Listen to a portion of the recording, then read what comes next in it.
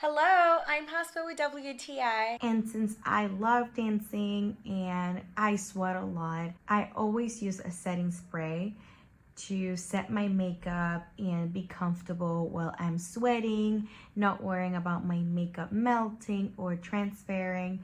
And this Revlon Colorstay 24-hour lock setting mist has been so helpful because I feel really confident whenever I am done doing my makeup. This is my last step and it is transport proof and mask friendly. That's something I love. My makeup doesn't look dewy. It does look very matte, and it definitely helps with absorbing oil on my face.